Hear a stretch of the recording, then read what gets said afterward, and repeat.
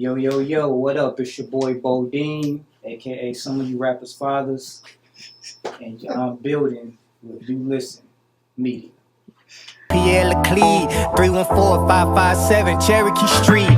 Homer G, Sumner High, Annie Malone, Ted Drews, Emo, C Dub, The Grove, Barnes the birthplace, Oak Grove's the grave. Having no other way, I'm STL made. Yeah. All right. Shoot. Back again, man. ULSTN Media, platform specifically for independent artists and creators. Man, I got the GOAT back again, man. Actor, rapper, martial artist, principal, Yeah. Kappa, so you know you be stepping. Bodine, man. What's going on, bro? What's going on, man? Hey, for one, I'm blessed to be back. This is one of my favorite platforms to be on, like, as far as all the interviews I did throughout my career. Like, the interviews here is always, like, top notch. And I appreciate you taking the time to, like, really do your research. Not just on me, but other artists, too. Like, you do your research on, you know what I'm saying, the artist. And you make, like, the interviews, like, more interesting and fun to do. Not just for, like, me, but even just fun to listen to. Because there's a lot of stuff that I learned about, you know, the artists that you interview just based off, like, you know, your conversations with them. Man, you're always so humble, man. Yeah. I still want to be up, though. There we go. You know what I mean? I was about to say that, man. You're such a nice person, man, but you got, like, a Mr. Hyde side. You know what I'm saying? Where you just flip. Don't we out? Somebody say the wrong thing, man, you going there. You know what I'm saying? Hey, man, people be taking. I think a lot of people,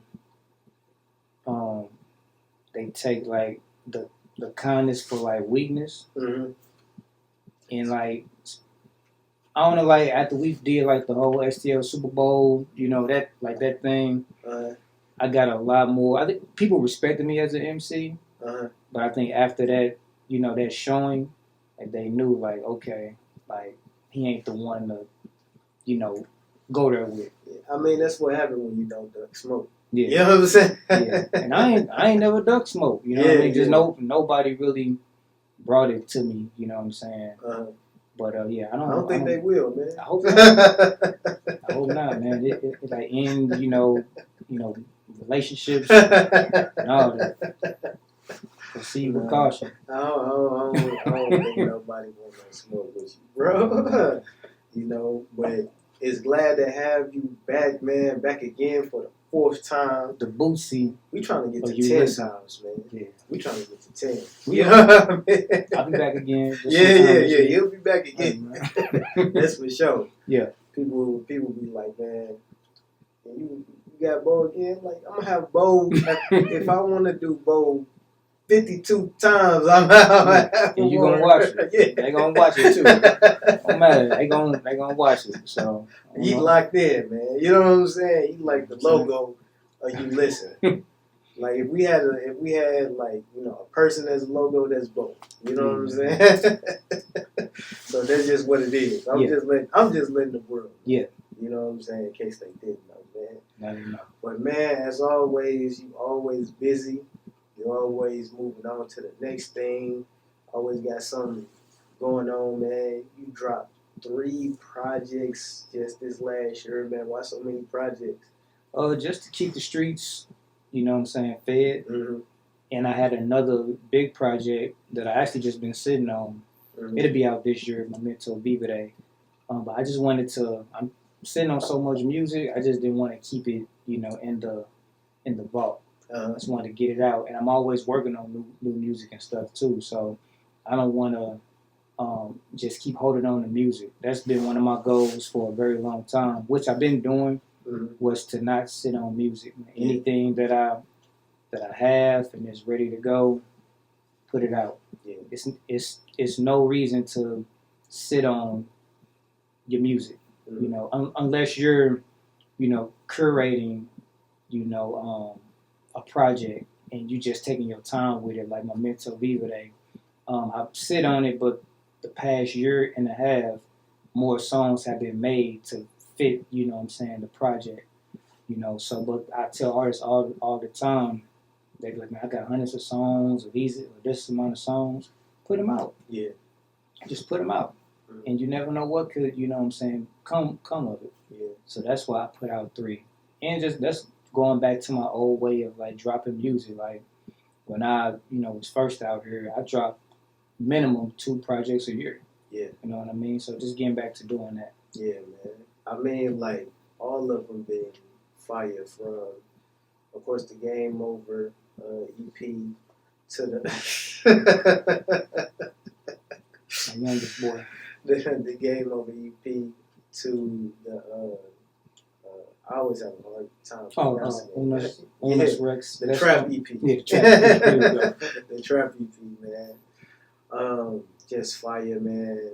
To Broken Cones, man. Broken Cones, man, is one of those joints, man. To what, man, I really feel like that might be one of your best projects, man. I appreciate you know that, what I'm bro. saying? Like, you got some fire on there, man. Thank you, Like, man. what was it like putting that even together? You know what I'm saying? Why Broken Cones? Why the name? So originally, so a lot of those records, because I produced like maybe 80% of the album.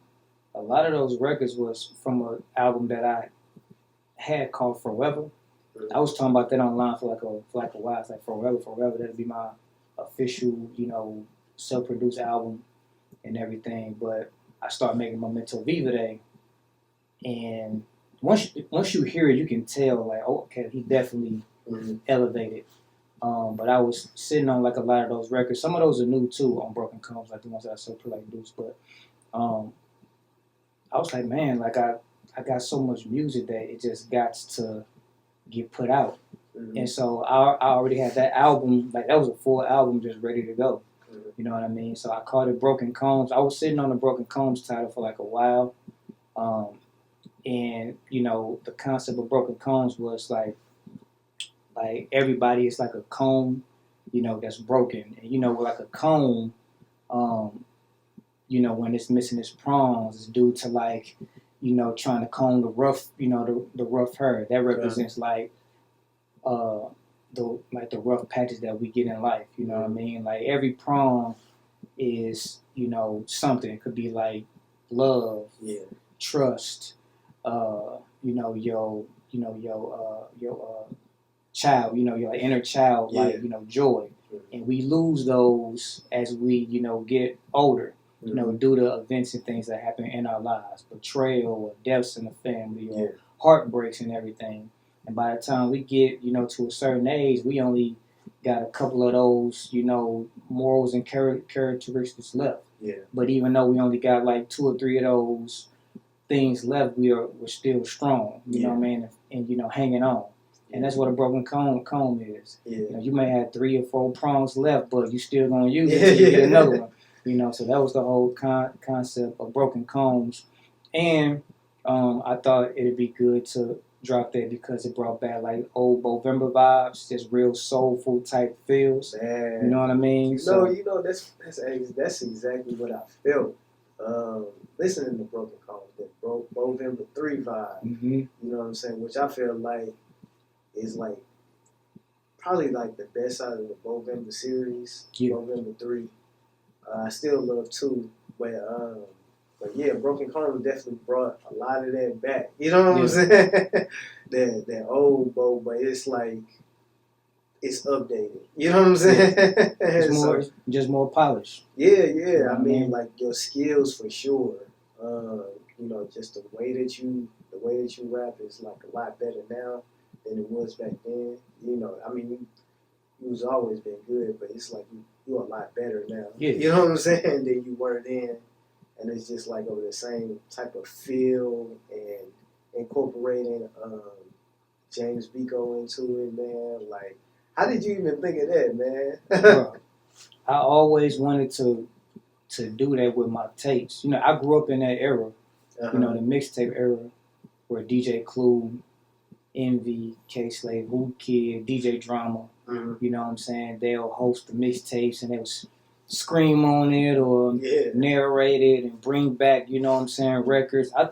That made the projects that more lit. Yeah. It made them better, you know what I mean? Because, like, okay, I'm not the only one that think this is dope. Okay, and then, you know, just them bringing that song back, you know what I'm saying? And, you know, now you get to really trip off the first couple bars that they said or, you know, them talking at the beginning or at the outro, you know, really amping up the song or, like, kind of bringing context to what their record is about. So that's why I wanted, you know, Biko to, you know, scratch it and Alan Gates to narrate it. And then with, you know, the album that's coming out, like Benny is narrating Memento Vivere. It just brings a whole different type of light to, you know, the body of work. So, and I think that if I didn't have Alan or Biko, you know what I'm saying, involved, the album wouldn't hit as much as it does. You know what I mean? It'll still be a dope body of work, but just incorporating them, you know what I'm saying, it just made it that much better. It definitely enhanced it, man, and it was the right type of people. You know what I mean? Like, Alan Gates is a great artist on his own right, but just him speaking to the records and just, you know, hosting it like how he did, man. I want to hear him hosting, doing some more stuff. You know what I mean? And Biko as well, man, because, like, we all know, well, those who are from St. Louis who know James Biko, DJ here, like, he put together a lot of dope events and projects and stuff like that, man. Legend. Definitely a legend in St. Louis, man. He, you know, put his touch on Broken Combs, man. And it was just a great collaboration of artists. You know what I'm saying? Appreciate that, man. It all blended together well. And most of the records, for the first time, you self-produced, meaning you made the beat, you laid them down. The cool thing about that is, like, to hear people talk about those records, you know what I mean? Like, not even knowing that I produced it and be like, oh, that's my favorite record, or ain't that beat tight, or me making the beat and sending it to somebody and they, you know, jump on the record and kill it. You know, that makes me feel good about, you know, my production. Which record that you produced that people talk to you about the most? On that one, Jesus Drip with 25 to Life and James Tony. Yeah. James Tony, I like it a lot of people. You know, that's my favorite record, man. That James Tony, man, that's my favorite record. I play that one probably like if not every day, every other day. You know what I'm saying? That's my favorite record, bro.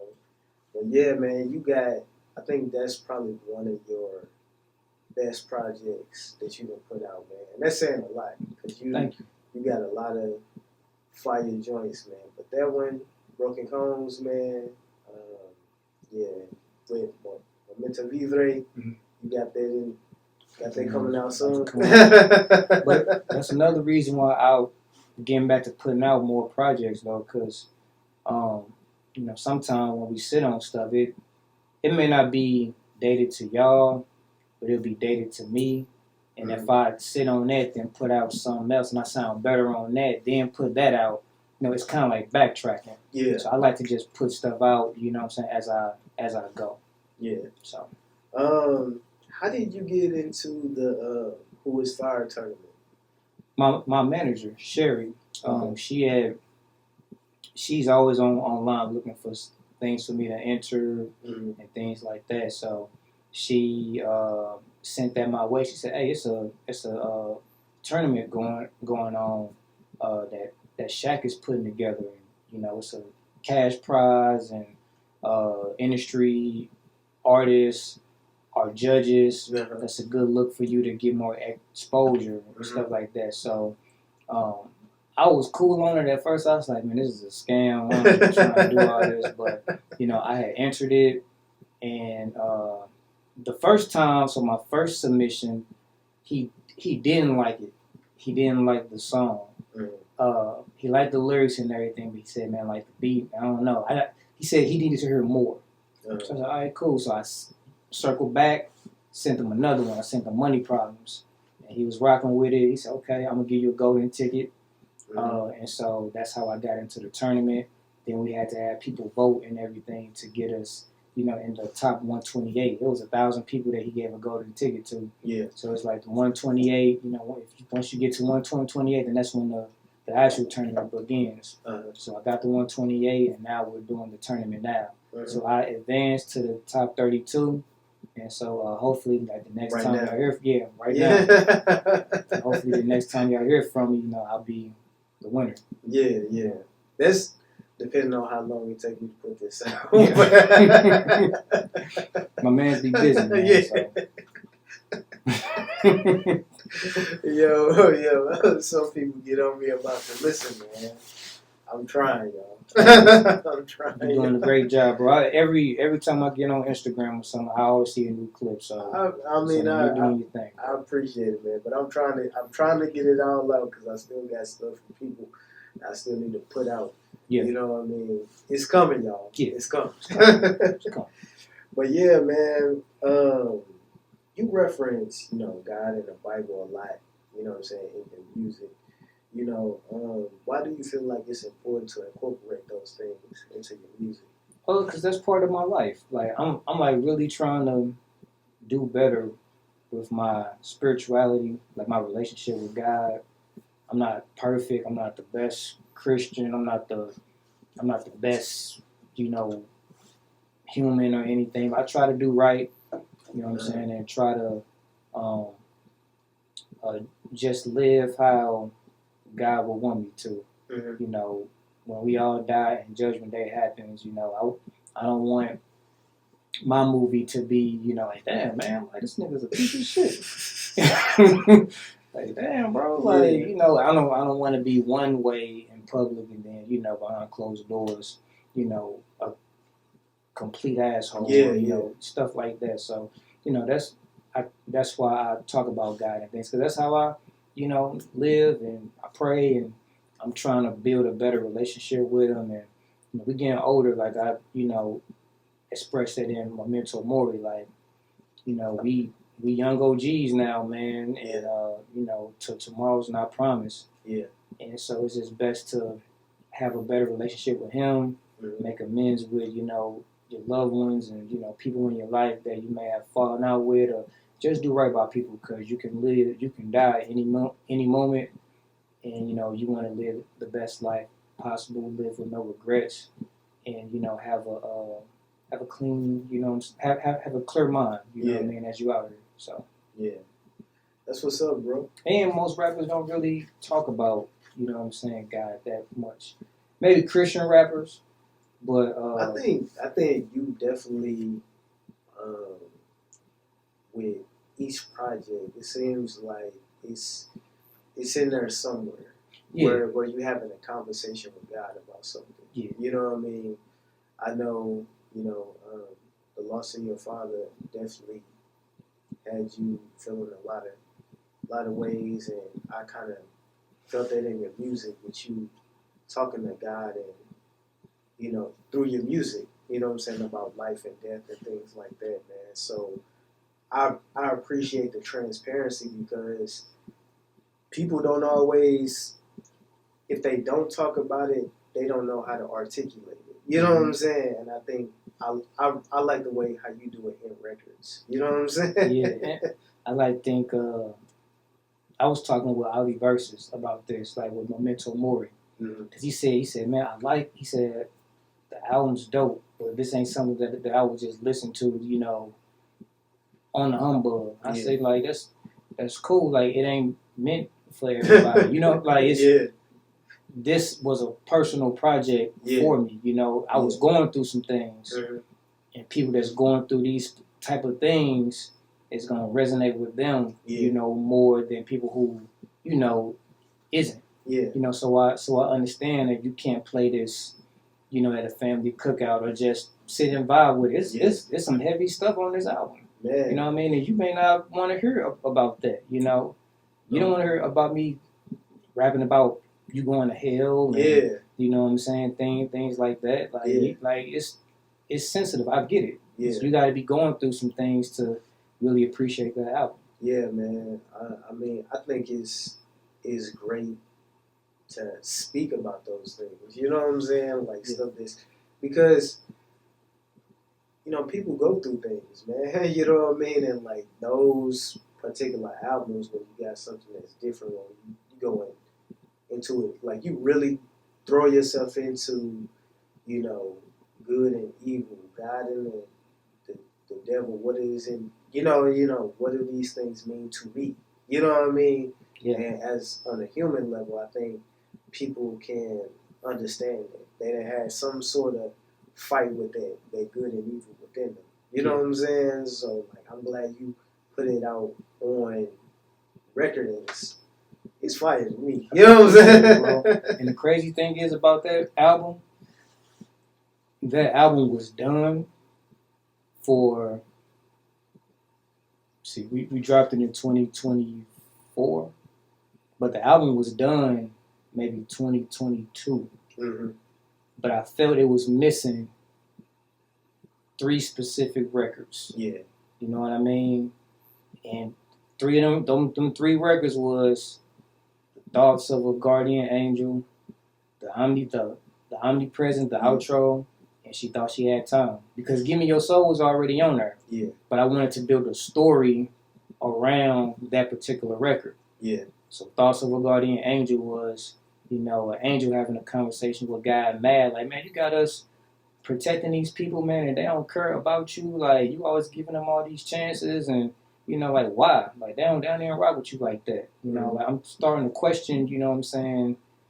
I'm starting to question your decisions, God.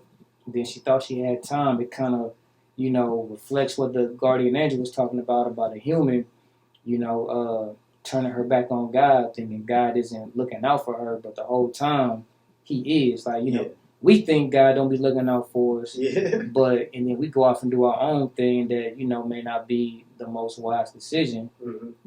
But, you know, when we sit back and reflect after we, you know, pay some consequences, or we may not reflect in this lifetime. It may be when we meet God. Yeah. And He shows, like, you had everything, I had everything laid out for you. You know what I'm saying? But you decided to go this way because you wasn't, like, you were so busy mad that you wasn't paying attention to the signs and blessings that I was giving you. You know, sometimes our blessings isn't like $1 million or a big house. It's, you got your lights on, still got a job. Yeah. That's all you need for right now. You know what I mean? Yeah, man. It's different when you gotta actually, you know, walk that faith. You know what I'm saying? Because like people, you know, think since it's hard and things that got rough, God ain't looking out for you. It's like, you know, brother or sister, you alive. You know what I'm saying? God looking out for you. You know what I mean? So if you walk in your faith, and no matter what you go through, you know what I mean? Because if you've been living until an adult, you done had some trial and tribulations. You know what I'm saying? So like, just know if you believe in God, you gotta walk in that faith, man. You know, you gotta know that God got you and things gonna get better. Yeah. You know what I mean? So like, I'm glad that you able to put those type of things in story form to try to make it digestible about, you know, what faith means and stand on that path means. And like, you know, you can make the wrong turn, and it's because you're not being faithful and end up somewhere you don't want to be. You know what I'm saying? And then the cool thing about it is, though, although you go off and get into, you take your own route, you know, take bumps and bruises and everything, God still has an alternate, you know what I'm saying, route for you to put you back in good graces. Yeah. You know what I mean? So that's the cool thing about, you know, God. Even when we veer off in our own, you know what I'm saying, path, and, you know, he just, I swear, I believe that he be up there just on his throne like this, like, come on, man, like, face palming. I believe he like do that a lot, man. He just, I told this dude, like, This nigga here. Alley-oop. What is he doing? What is Bo doing right now? Talking to Jesus. What is this dude doing right now, man? I gave you the whole play. Cat on, we gotta regroup. He messed up the whole.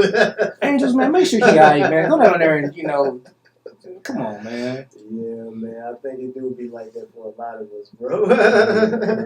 But like going back to having faith though, like and just trusting God's,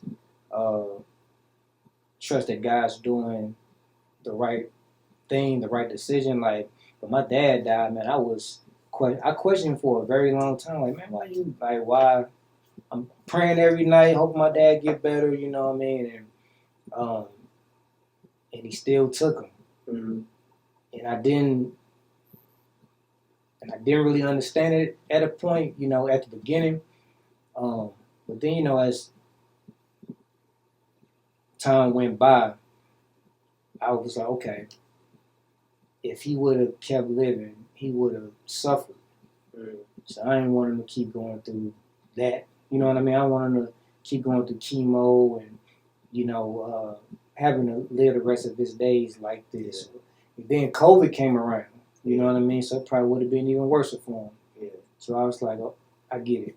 You know what I mean? I understand why it was his time to go. Yeah. And, just decisions that he made too, like smoking and things like that. Stuff to catch up to you. Yeah, man. It's real heavy stuff, bro. Yeah. Real heavy stuff, man. But you the type of guy who do that type of stuff, man. Yeah, get real heavy, man. Yeah, man. I wanted to ask you, man, like, how do you feel like education has fueled, your rap career? It puts me in another space. I have to be very careful of how I make my music. You know what I mean? I was thinking more so like on the level, because I remember having a previous conversation with you saying how, you would like go to school to learn new stuff. Oh, okay. So you can get better with your artistry and your rhymes. You know what I'm saying? I've always been like I always thought learning was fun. Uh-huh. So the reason why I really miss days of school, like growing up, and that's because I wanted to learn. I used to have a little notebook with me, like a little extra one, like a pocket one. And I would write down cool things that the teacher would say, or I would turn them into punchlines. You know what I mean? I would write punchlines down that related to, things that whatever teacher it was, history, science, math, English. If I found something cool, I would write it down. I've been doing that since college, like from like 9th grade to college, like when I got my bachelor's. I did that all the way up to then.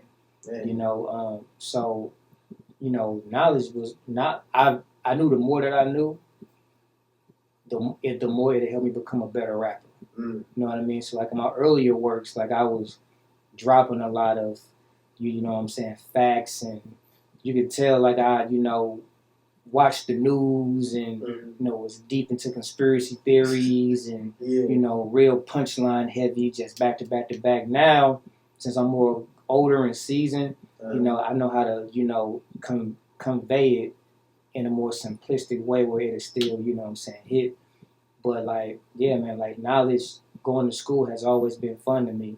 And like students that I had that express interest in music, I always told them like, hey man, like read and, when you come to school, since you're a rapper, this is your chance to have a one-up on everybody else because you're constantly gaining new information that you can put into your raps. You know what I mean? And I think that's what helped me, be in a lane of my own, as a rapper, because, I love to learn. I'm still learning to this day. Yeah. I should be done with school, man. I'm back in school, for, a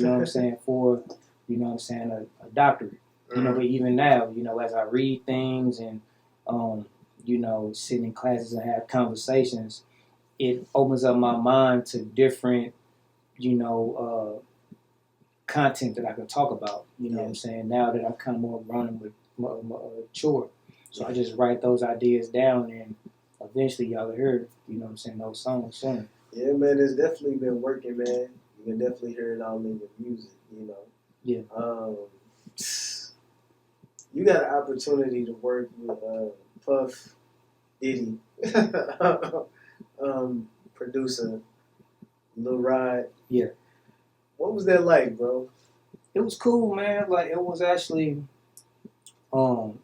he's probably one of the most talented producers, artists that I got to work with. Like, we knocked out an EP in 2 days.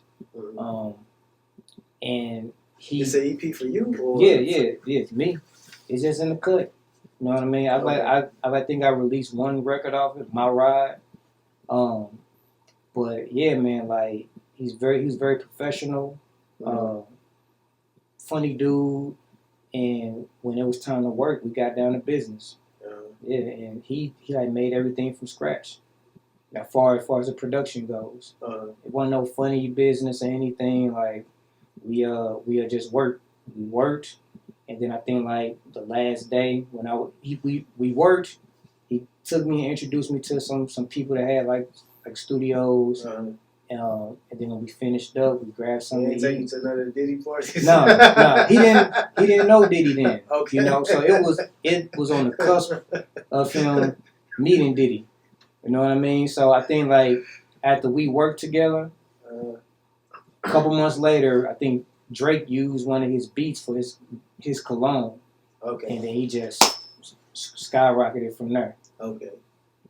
Do you believe him? What do you say about Diddy?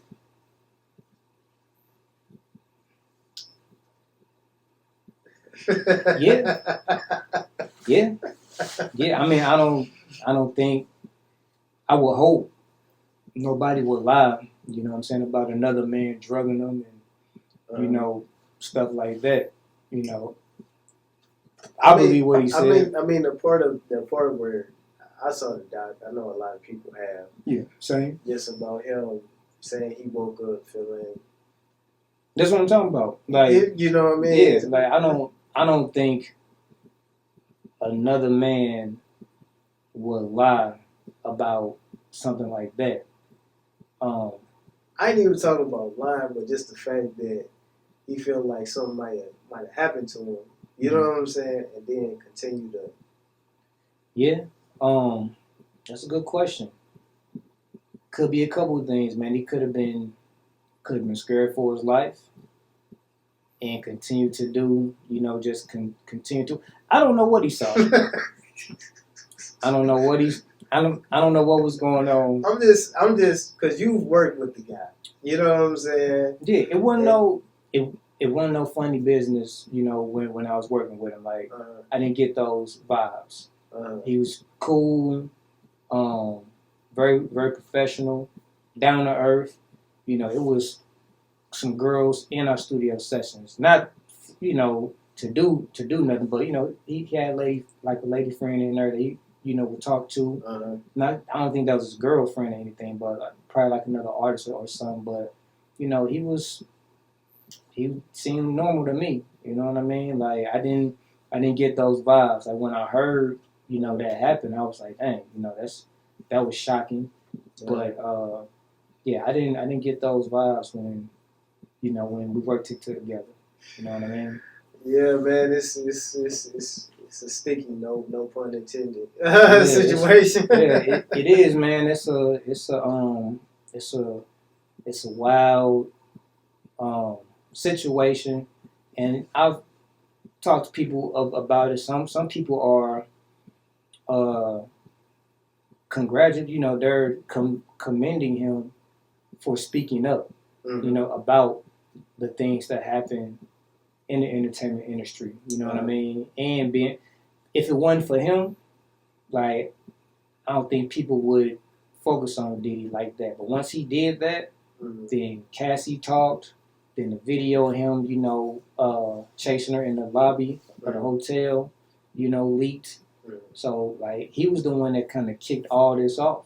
And a lot of people like they could commend him for being brave and doing that. But then you got others that be like, if you woke up one day, you felt sore, why would you continue to go back? And you laying in a bed with, another man. That's the question.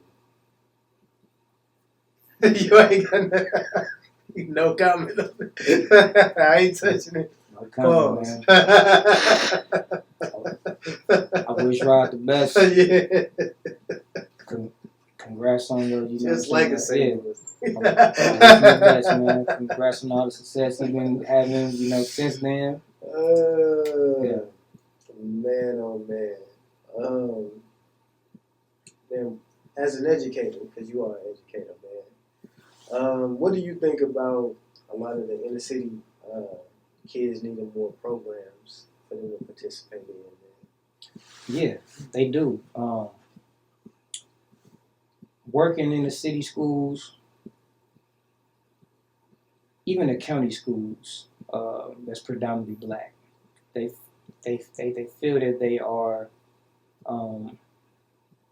they don't equal up to white students or students in districts like Kirkwood or the Dew, things like that. And I think it's due to like not having all of the things, the resources that they have. Yeah. Like Kirkwood and the Dew, and these are St. Louis. From St. Louis. These are schools that are not in the public schools that are not in the inner city. So, I've had conversations with my students, and they, feel that, that they're smarter than them, they're better than them. They have more, activities and resources to like, at their fingertips. And that's what they always talk about, going to, these type of schools. Yeah. Then you think about like even after school activities. That's what's keeping our kids like in trouble, because they don't got things to go to. Like they don't got. Do they even got rec centers anymore? Yeah. You know what I mean? Things like that now. Like in the county schools, when I worked at Hazelwood, like they had things going on after school, but I never heard kids talk about like things in the community that they can go to. Yeah. And I know for sure, like when I worked at Sumner, like I know in that area they had minimal resources of things to do outside of school, and that's why kids be getting into trouble. Maybe joining gangs or getting involved in things that they shouldn't, because we don't have those. Yeah. So maybe that's something that us can work on to like build. Like I don't know who is supposed to do it. Is it?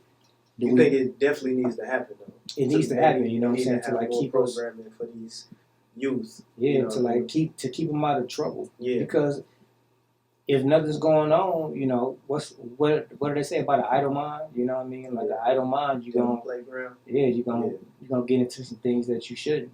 Yeah. So, but like, how do we go about creating those, avenues to keep kids out of trouble? That's the thing. Yeah, man. It's a lot, even with the parents, man.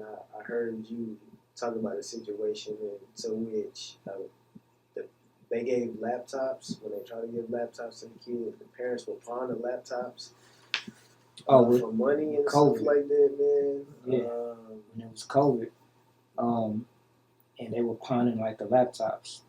Oh, so they gave them laptops for they gave the students for laptops. the virtual learning. Yeah, for virtual learning. And the parents pawned the laptops. Man. Yeah. Man, oh man.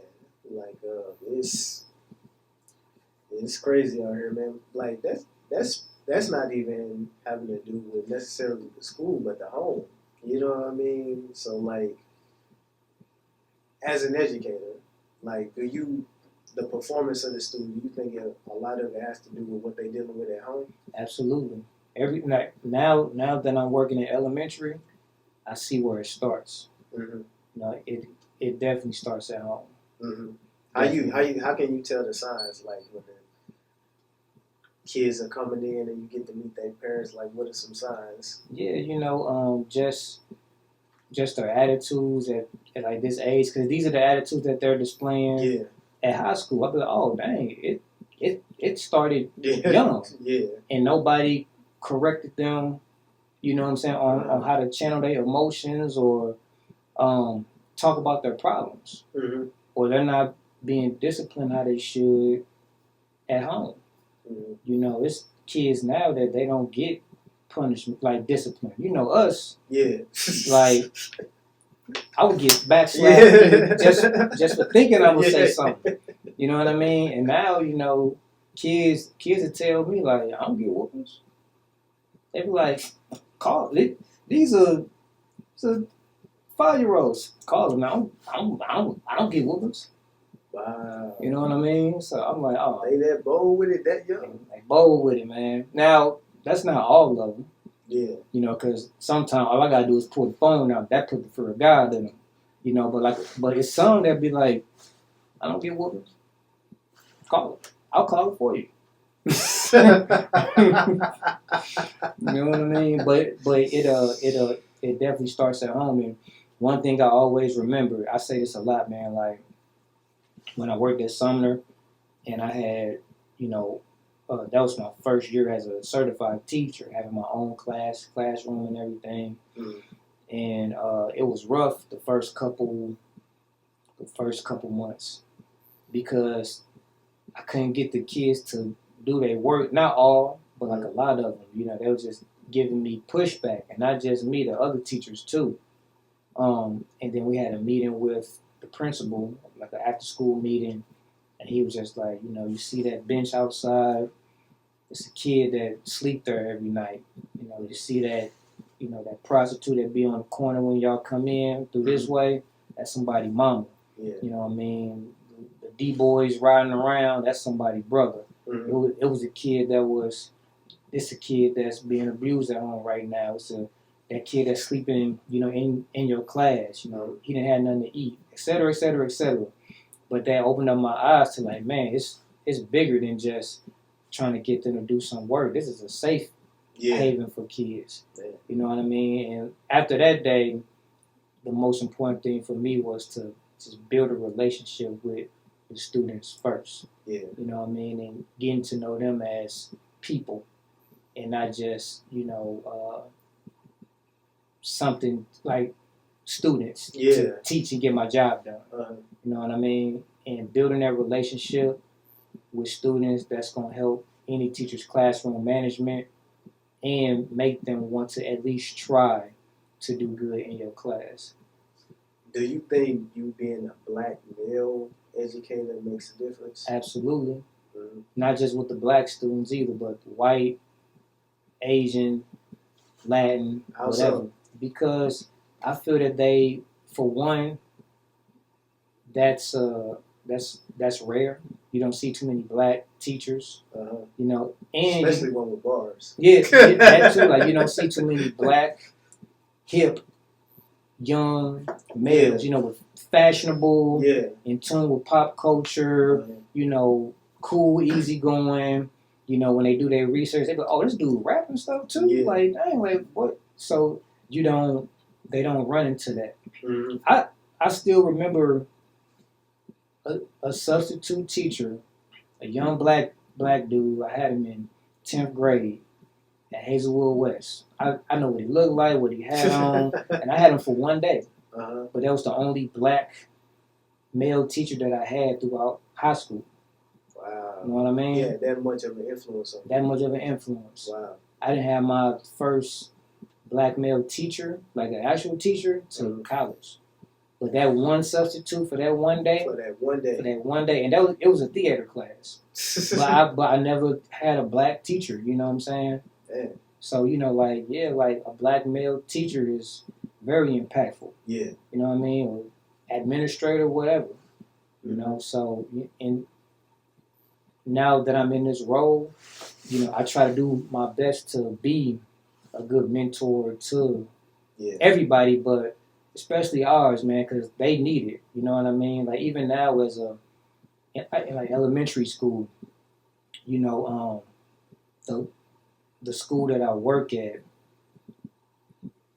they give me so much, like they need so much love and attention. I don't know. It's kind of hard to explain, but like having me there, it's a plus. Yeah, it's a plus, man.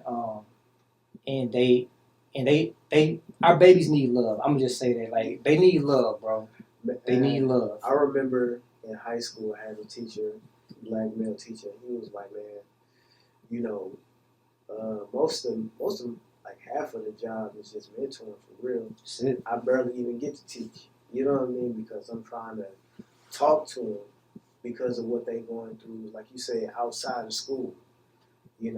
And so much of the job in the teaching jobs in the inner city school, before you can start to put some knowledge in them, you gotta break down, you know what I'm saying, all of this trauma that they dealing with, you know what I'm saying, before you can get some information to them, you know what I mean? So like, I think him being a teacher, I don't even think he was my teacher, now that I think about it, you know what I'm saying? But having that black male presence in a predominantly black area, it do mean a lot, man. You go a long way. You know what I'm saying? So I'm glad that you one of them people. Hopefully we can see more, in that space. I want to ask you this too, man, while we don't both talk about school. It's an attack on black history in the schools, man. Mm-hmm. Like, what you think about that? Of course, I don't like it. Yeah.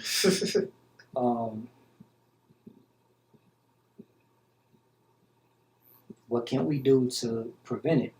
Is the thing. Yeah. Like, what power do we have? What petitions can we sign, or what can we do to prevent them from canceling Black history in the classroom? Yeah. And even then, are we gonna stop teaching Black history if they say we can't? I don't think so. You know what I mean? Yeah. We got a whole month, so we just gonna stop, talking about important things blacks did in schools because they're banning it. Yeah. What are they banning Black history? Being Black history out of books for anyway? Like, what's the whole point of that? I mean, it's taking the truth out of it. You know what I'm saying? Whenever you talking about Black history, you talking about the truth. Mm-hmm. You know what I mean? So I think you, along with a lot of other Black educators, whether they be male or female, they're not shying away from talking about Black history in their classrooms. And it's like now they're trying to legislate it. You know what I'm saying? To force you not to even mention it. You know what I mean? And I just think educators like yourself definitely got to put that out there to let them know, like, hey, man, we can't. As educators, we're supposed to talk about the truth. You know what I mean? And have, students be able to know it and be able to rationalize it in a way that's, going to be helpful to them in life. You know what I'm saying? Yeah. So, like, if they not getting their truth, they just out here aimlessly. You know what I'm saying? And you as an educator, you want the best for your students. Yes, sir. You know what I'm saying? And we gotta use our freedom of speech while we still got it. Yeah. We gotta, be able to petition, if this is something we really care about. Yeah. And also take a stand. Yeah. You know what I mean? I think that's the only way I believe right now, if they really go through with it, mm-hmm. To kind of make them pause on it. Okay, you take away Black history from, these schools, and then all the Black teachers or teachers in general, they take a stand and go on strike. Yeah. Now what? Yeah. Like the teaching field is already we already, short on staff, certified. Yeah. You know, people start, missing school, in hopes of y'all changing y'all mind about, the decision. Yeah. Are y'all still gonna stick with it? Yeah. I just think it's blatantly racist to even suggest something like that. Very, very saying? disrespectful. Yeah. And I hope that black teachers are having these conversations with their students to let them know that, hey, you see what they're doing. Yeah. To us. Like, they're trying to take away our history from the curriculum. Yeah. You know what I'm saying? Just planting that seed in, students, brains, and getting them to take a stand on that as well. Yeah, and that's a great way to even educate them, because it's the same how they did in slavery. Yeah. They try to keep us from knowing stuff, because when the more that you know, the more that you can be empowered. You know what I'm saying? So, like, just the simple fact that it would be suggested that we don't want to teach you about your history. You know what I'm saying? All of our history, whether you black or white, that's the truth. Yeah. You know what I mean? Is them trying to, stop you from being empowered. Mm-hmm. So like it's a great point for a lot of our black educators to, make. You know what I'm saying? When it comes time to talk about these things. It's very important, man. I think, it's very important for them to just have them conversations, especially with the teenagers. Yeah. You know what I'm saying? You're doing your do-nows, classroom discussions. Yeah. Bring this topic up. Yeah. When I was in the classroom, I would talk about, current events. Mm-hmm. You know what I'm saying? And, just get their input, perspectives on, things that's going on. These kids are smart, bro. Like, they had great ideas, they had great opinions and everything. Yeah. And they are the future. When George Floyd got killed, when you went out to the rallies, who did you see? Yeah. I saw kids from my school. Yeah. 9th graders, 10th graders. Yeah. And not just the black kids. You know what I mean? Whites, everybody was out there. Mm-hmm. I think this new generation is kind of more, they see color, but they don't trip off like color like, we kind of do, blacks and whites and everything, as far as like, oh, he's white, so I don't know if I can trust him, or I don't know if I want to date this black girl, or things like that. They just, they're more open-minded. You know what I'm saying? They weren't brought up around heavy racism like we were. Yeah. You know what I mean? That's what I'm trying to say. Yeah. So like, they're more open and inviting to everybody. I mean, it's definitely going to take the new generation. It's definitely going to take, our generation and older ones to keep banging against it and educating them. You know what I mean? But it's something that's necessary, man. But hats off to you and the work that you've been doing, bro. Appreciate it, bro. We never have a lot of time. We never have a lot of time, bro. But shoot. That's why I'm always coming back. Yeah, man. But like anything that you want to let the people know before we sign off, man, just like how to get in touch with you, how to keep up with what you got going on and all that good stuff. Yeah, you can keep up with me at IG, Bovember Dean. That's probably the best way. And keep voting for you in the tournament. Keep voting for me on the Who's Fire tournament if this drop, you know what I'm saying? Hopefully before the tournament over. Yeah, just keep voting for me. Tune in. Just follow my Instagram and you'll see when the next tournament date is. And Memento Viva Day, man, that's coming out in May. And it's Project of the Year, bro. Yeah. Just dopest rap album of the year, man. I can't wait for y'all to hear it. Spent a lot of time and effort, you know what I'm saying, in this project. I produced everything. I think it's some of the best Bo you're gonna hear, period. It's gonna be in your top 5 Bo albums after you hear it, man. So Memento Viva Day, that'll be dropping in May. Vote for your boy in the Who's Fire tournament. Yeah. both in Medellin. You're just so cool when you talk about that. You need a hype man when you talking about your album. I might have Benny just be my hype man for that too. You know what I'm saying, for like the promo run. But yeah, like y'all gonna see, you know what I'm saying, records and everything dropping soon. So just wrapping up the rollout, getting that together, and y'all gonna be getting some EPs too, like some albums in between that to keep y'all over. So Keeping the stay streets tuned, fed, man. Hey, Keeping man. the streets fed, man. That's what's up, bro. But anyway, man, always a pleasure. I'm trying to get to 10 times for a bowl on ULSTN Media, man. 4 right now. We on number 4 right now. You know what I'm saying? Game Over EP out now too. Yeah. Check it out. But anyway, man, we out, man. Appreciate y'all.